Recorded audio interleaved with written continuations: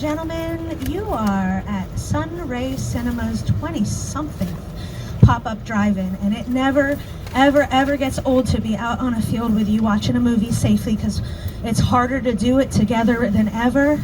But here we are. Can you enthusiastically express your appreciation like I am, with honks, with shouts, with screams, with whatever you got? Yeah. We call that the drive-in amen around here. Please, enjoy Psycho. She's not gonna give us a rundown of how Psycho goes? Oh, this feels so wrong to have this intro for Psycho. No! It's the Gus Van Sant one! Oh God. All the cars just start running for the fuck. Just bust a hole through the fence. Fuck you, Vince Vaughn!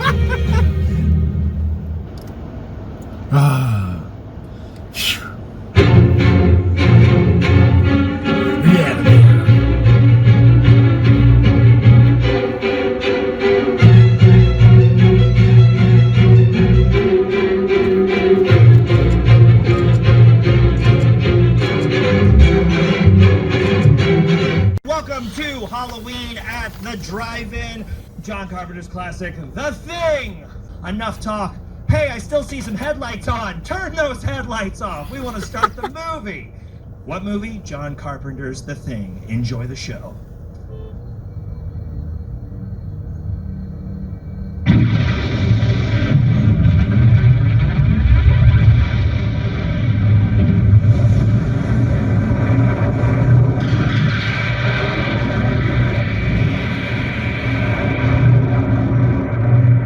Alright, so for our 80th unboxing this week,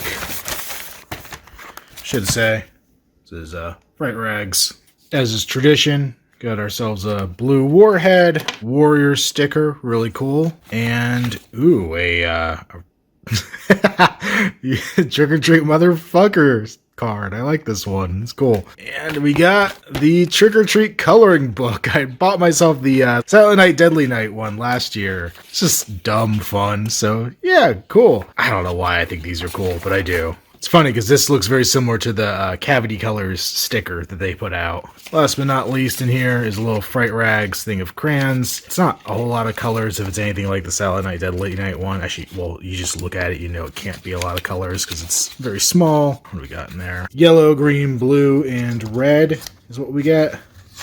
So, gonna be kind of hard to color a lot of the stuff in this without a dedicated orange, but I don't know, can you mix colors with crayons? I don't remember. And then the other thing in the bag here is the t-shirt. And this is, it's supposed to look like a Creepy Sounds tape or vinyl from, you know, vintage era. But it's Trick or Treat, obviously. Yeah, I have a lot of Trick or Treat stuff and shirts included in that. But yeah, I don't know. I need more. I also want more. Let's see. And they always have in their thing, they have a quote in their instructions there, so be safe and watch out for monsters. My local comic shop had the Creep Show figure today from NECA, and I'm probably going to do a full review on this guy, but I decided to put him in my little, this diorama I built for my, well, it's half for my Nosferatu, I guess it's all for the Nosferatu figure, but I've been using it to show off the Nosferatu and Frankenstein from Mezco, but I thought he fit pretty well in here. The chair's way undersized. It's got a bookshelf back there. I threw in this this crate, which is like the crate beast from Monstars, I think. Yeah, I don't know. I was just having some fun taking some photos of it. You may have already seen it up on Instagram if you follow me there. But a solid little figure here. I'm glad to finally have this in my collection. So this box right here has been a pain in my ass. It was supposed to be here a week ago, and in fact it was delivered a week ago, but not to me. I was home, I was checking my alerts to see when it was delivered so I can go grab it, and I get the alert that it was delivered, go to the door, there's nothing at my door, go to the mailbox, nothing at the mailbox. I check my security camera and see the mailman deliver what I now know is not this box, but he puts a box down on my doorstep, scans it, and then picks it back up, and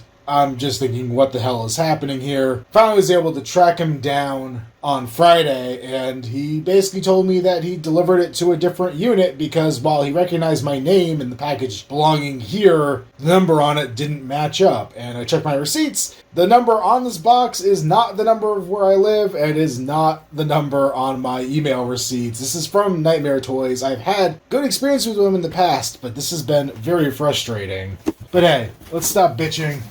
Let's get to the good stuff.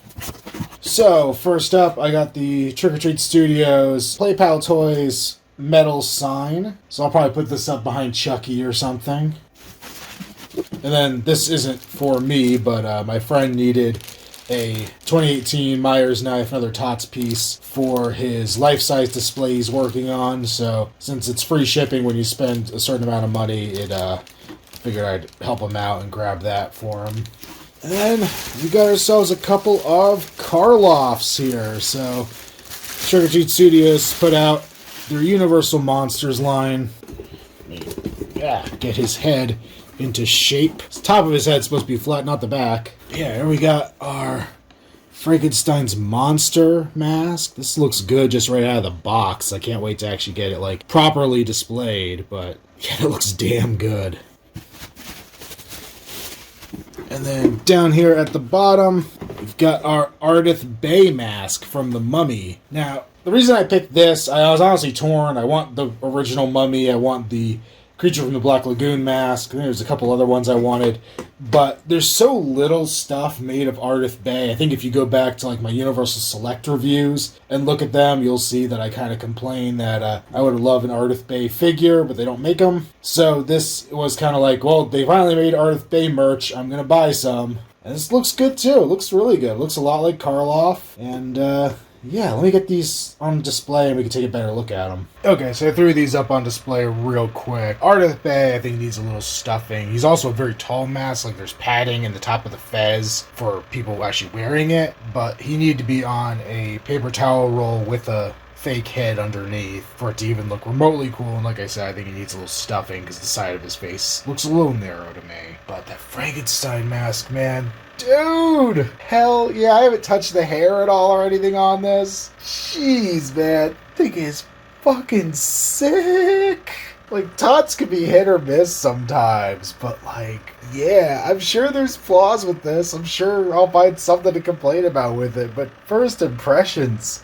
Okay, so I feel like I'm just constantly apologizing for weird setups on this, but I have this old webcam. I haven't used it forever, and I was just being lazy. I figured I'd give it a shot and see how this turns out. So this week I ended up going back down to Universal to check out the haunted houses again at the Universal Parks. I had heard from some people online that they'd actually improved over time. And plus I only got to go once that first day because you had to do the virtual queue. And now it looks like they have lines that are basically 5-minute waits to get into the house. So I figured I could actually go more than once. So I ended up going on a Wednesday. So that theoretically helped with crowd levels, though it was pretty crowded at both parks. I ended up doing a lot of other rides and stuff just because I hadn't had the chance to previously. And as I mentioned in the earlier video about Universal, I hadn't been to Islands of Adventure in years. So I got to try a couple of things over there I hadn't before. And I actually got to go on the Mummy coaster again, so that's kind of horror related. But the houses themselves I found interesting. The general impression I get from people online is that Revenge of the Tooth Fairy is the superior house out of the two. And in my ranking, I gave it to Bride of Frankenstein. Now, I could kind of see that maybe I'm biased. I love Universal Horror. I am a huge fan of all that stuff. And I know there are people in the Halloween Horror Nights fandom, as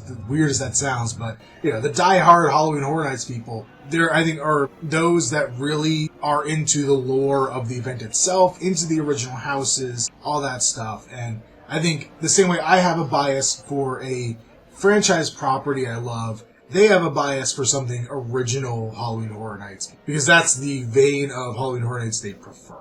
I mean, honestly, neither one's right or wrong, but it's just where I stand versus where a lot of other people stand. So, I went to both houses twice on this trip. Tooth Fairy, the first time I went through, I missed 90% of the scares. And this, was aided by the fact that I'd been on it before, so I knew where the scares were coming. So I was kind of looking for certain things. And it was just kind of a shame that I missed a lot of them. The other thing I noticed, and I don't know if this is me, like something weird with me or the house itself, but I watched a walkthrough, I don't think it was a lights on walkthrough, but it was somebody was given permission to go and film the house and everything. And you can actually hear the narration. There's narration at the very beginning that I caught last time, giving you the backstory of the house. But in that video, it looked like they had narration throughout the entire house. And I don't think I caught much of that the first time. This time I heard a little more of it, but I still wasn't hearing it in a lot of parts where I think it was in that preview video. So I don't know if it's just being in there in the moment, like I don't hear it as much because I'm focused on 20,000 other things, or if it wasn't playing the way it had been playing when that video was taken. So I think around this time, Tooth Fairy actually was having a cast change, and I think that might have been why I was missing a lot of the scares. So later in the day, much later, I went in the morning, and then right before I left, I did the haunted houses again. So the morning is where I kind of missed everything. Afternoon, when I went through, it did seem more populated, and I did. Now that I've been there twice, I was very precise. I was like, okay, I know where the scares are happening. So I'm going to basically go, because everybody's social distance through the thing anyway. I'm going to kind of move to where the scare is and slow down as I'm going past where it should happen. And that way, if it's gonna pop up, I'm there for it. Basically. And that worked pretty well. I actually did catch a lot more of the scares. And my review of the overall presentation of them is very much the same as it was the first time. I mean, it was fine. They had the same little bubbles for the actors and everything, and they worked well. I did actually catch now that the kitchen scene does have a smoky scent piped in. I know they've been doing that a lot more in previous years, so it was really cool to pick that up. I do wonder how underappreciated that is when people all have masks on and it might filter out a little bit of the smell. But to me, the story is just fine. It's what it is. And it's just not something that super excites me. It's fun. I enjoyed it, but it's not usually if it was a normal Halloween Horror Nights, I'll go through all the houses, and if I have time, I'll try to go to one or two a second time to get the full experience again. And I would very much say that outside of the experience I had where I missed everything, if I hadn't had one of those, I wouldn't necessarily be yeah, that's the one I need to do a second time. Switching over to Bride of Frankenstein, both times through I caught every single scare, and this one felt significantly more populated than the previous time. Tooth Fairy really didn't feel like there were that many more scare actors in it, if any. But Bride, I felt like I was just constantly running into things popping out. And the story was much more understandable this time. You see Frankenstein Castle crumbling from the end of Bride. You see the bride trying to save the monster. And then it actually has more audio bits I was able to pick up on. The bride talking about trying to revive the monster and then sucking the life from the brides of Dracula. And, they have, I don't even know if I commented on it last time. I don't even know if I saw it last time, but they have a part where you're going through, there's a bunch of caskets, and they all have that plexiglass over the top, and then one of them has a person in it, so it catches you off guard with that hidden person in the casket. And the whole thing, I just felt you really do. You build to that end reveal of the monster being brought back to life. There's a great double scare where there's the monster on one side, the bride on the other, so they can kind of almost work off of each other in a way, even though they're all separated behind their little plexiglass barriers. I don't know, I think I'm biased, but I really do like that house. That's my favorite of the year. And after 3 go-throughs, I enjoyed it all 3 times, and I have to declare that one my winner. I might be the weird one out on this one, but it was so cool. Now, the rumor I'd heard back in September was that they were going to be opening new houses as time went on. I went on the 14th, so I could pretty safely say that unless they're going to pull a rabbit out of their hat for the week of Halloween or something, I really don't think we are going to be getting any other haunted houses opening up in Universal. I went throughout the full park. I didn't see any signs for anything. I didn't try to go down any weird directions to see if maybe the tents were still set up outside or anything. I don't remember clearly enough where they exactly are normally to be able to really see them. I don't know. At this point, I doubt it's going to be worth their while to open up anything further. So I believe it really is just going to be the 2 for this year. But they were decent. I will say, like, I'm being a little more down on the Tooth Fairy just because I'm in that, like, how is everybody saying this is the best one mode? But it was still fun. Like, I wouldn't have been, like, disappointed. I don't know, not knowing what else would have really been there. I think there was a semi-official list or fan speculative list put out that showed some of the other houses that were going to be there, but I don't know how accurate that really was. So, it's hard to speculate where Tooth Fairy would have sat, or even Bride would have sat on a, like, normal Halloween Horror Nights list. But they definitely wouldn't be that one that I seem to have every year where there's, like, one that's, like, way below the others. Like, unless everything else was, like, freaking amazing, I don't think that would have been the case here. They were both absolutely fine in what they were. But I was really happy to go and experience them some other times. Some other interesting updates. I don't want to dwell on this too long because I didn't take enough footage to really back up me rambling about it for a long time. But I will say one of the things I did find interesting is that the Scarecrow stock no longer has the pamphlets at the little marker. You actually have to request one from the cashier. I think this might have been partly to reduce confusion with how to get the stamps, and then probably also just reducing a high touch point area or something. So that was kind of nice to see in a weird way. Alright, so I finally gave in and put together my little Scarecrow guy here. Little is actually not the right word because he's taller than I am, so he's probably well over 6 feet at the top of his stem at least. We got his arms outstretched here, which I'm going to add some hands to at the end process here. And then, there's really not much to his body. I did have to add a crossbeam because these pieces of wood weren't flat enough to let him stand right. But yeah, I'm going to try to throw some clothes on this guy and see how he looks. So here we've got it, more or less complete in the dark at least. But I ended up adding some skeleton hands on here that you can't see because it's way too dark. So here's more or less the final thing. I just threw a shirt on it that's way too baggy for it, and then some really poorly added on pants to it with a lot of tape around here. And then these are for a display I had at work a couple years ago. They're like a Target skeleton hand done with cotton and latex. And that's on either end.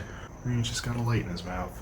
This week on Dumb Horror Engineering Projects, my friend is doing a life-size Michael Myers, and he bought the mannequin came with hands like this, where it has a little attachment point there at the bottom, and the goal was to swap them over to these kind of hands, the same hands I used on my Harry Warden I showed a couple weeks back, but with mine I could keep kind of the extended wrist area and just attach it to the mannequin. His, I can't really do that because that would be too long. If you compare the two hands together, you can see there's not a whole lot of wrist on there, so I can't play around with that much stuff on there. The way this is all attached internally on the original hand is there's a spring that runs from that hole down there through the wrist. So without replacing that spring and doing a lot of weird engineering with it, there was no easy way to shorten the wrist itself just on what was there. And there was no attaching on the mounting mechanism just right into the bottom of the original wrist, because it actually goes even further into the arm than it does stick out of the arm. So a lot of little annoying problems there. And my solution is I got some 2-inch round and I cut it basically to make up for the extra length there of the wrist. I'm going to drill a hole all the way through that's big enough for a screw that will actually screw into this, and then a larger hole most of the way down so that you could get to the head of the screw to go in here, tighten that, and then also so this piece can slide in and attach. So I think it's going to be a bit of a pain in the ass, but I think I can get it done.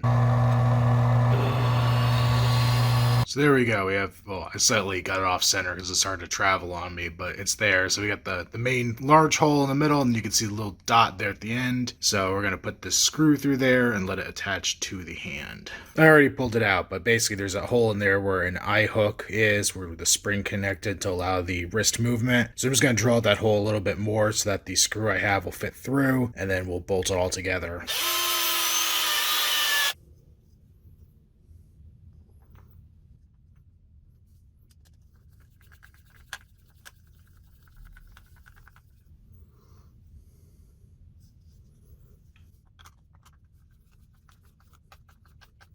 So So then you do actually just have a little bit of wrist, at least side to side motion. So that'll help with like correcting anything that's off. And then of course we do have our articulated fingers on here. These ones I didn't tighten up as much just because they are, they're left hand. So the right hand I tightened up a little further so I can get a good grip. I already tested it with the knife. So this should do the trick. So now we got to add the clamp on the bottom. So as it comes from the manufacturer, you can see it's just 3 little screws in here. When I first took the other one apart, I thought, oh, it's 3 screws holding a flat plate with like a welded in little threaded piece. And then you pull it out and yeah, it's so much more underneath, making it a big pain in the ass.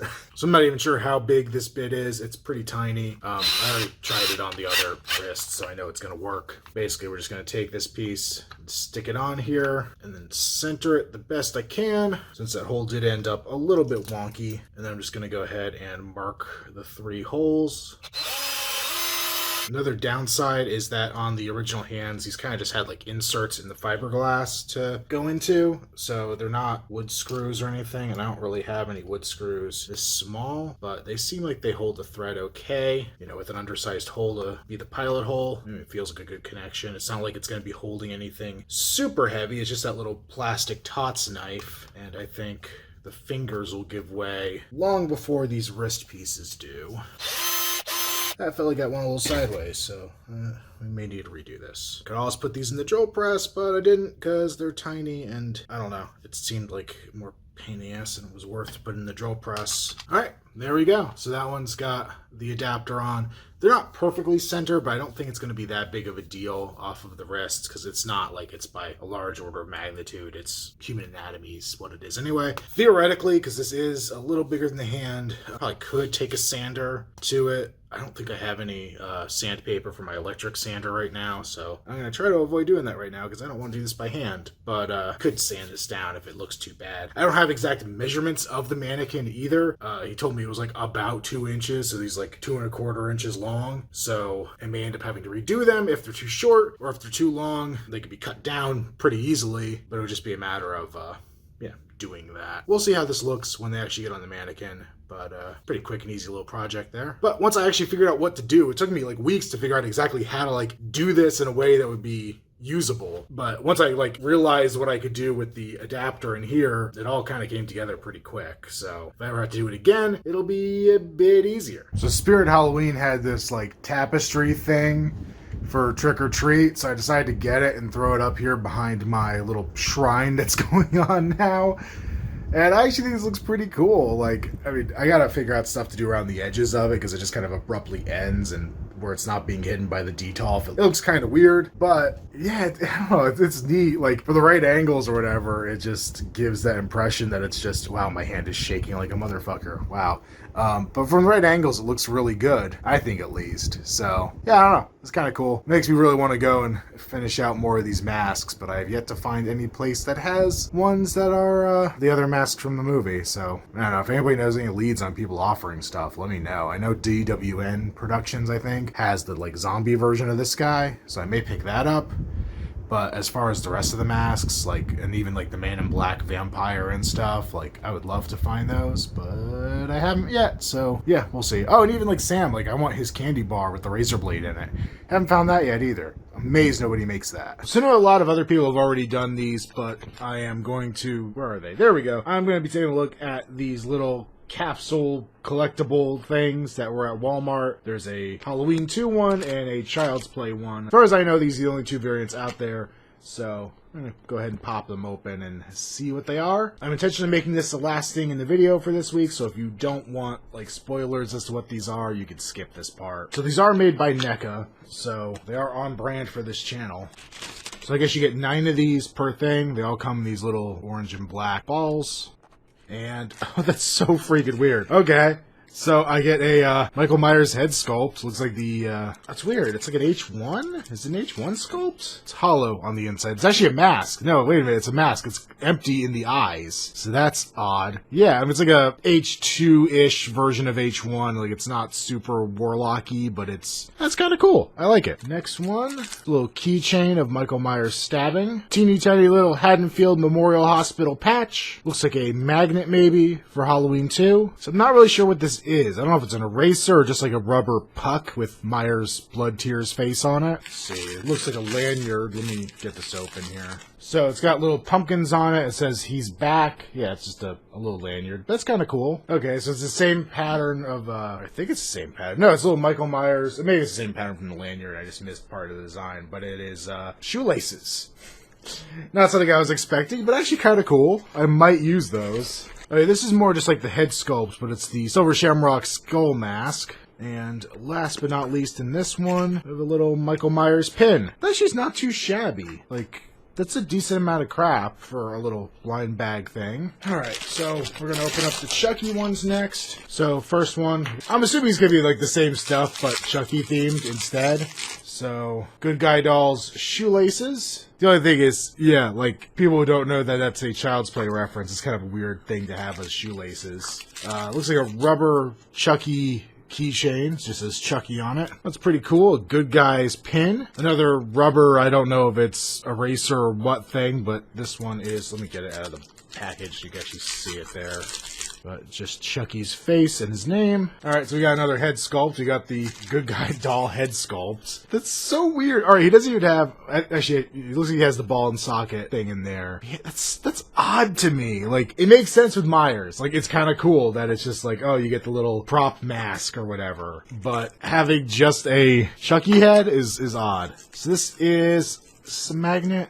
Yeah, it feels like a magnet. So it is, once again, his face says Chucky. A patch that says Chucky. Much bigger than the Haddonfield one, which is kind of nice. A hi, I'm Chucky, wanna play, like, Live Strong style bracelet. Does anybody wear these anymore? Alright, so our last one here. And there's our lanyard. Looks like the Good Guy doll overall style stuff. It's kind of cool. So those weren't too bad. Those are pretty inexpensive. Like I said, they were at Walmart in the entertainment area. If you haven't seen them at yours, I had to check a couple different ones to actually find them. And I found Chucky at one store and Halloween 2 at the other. To be quite honest, the Halloween 2 one's got more stuff I'll be using in it. But really, I mean, the Chucky one isn't bad either. I just, like I said, I think the loose head sculpt here makes a little less sense. But whatever. I actually really like the Myers one. Like, just the fact that it is actually hollow, like for dioramas or whatever, that's really cool. So this one's definitely one I'm excited to have. Some of the other stuff is neat. I'll probably use at least one of the lanyards. I'm not sure about the patches. The pins I'll use for sure. But overall, some decent stuff for not a lot of money. So I think they're all the same. I don't think there's any variance. I did see a little hints of what was in the Myers one before I opened it, and I think what I saw was about the same stuff. So I don't think you need to buy multiples of these, as far as I'm aware at least. But yeah, I think they're recommendable if you just want something cheap and fun.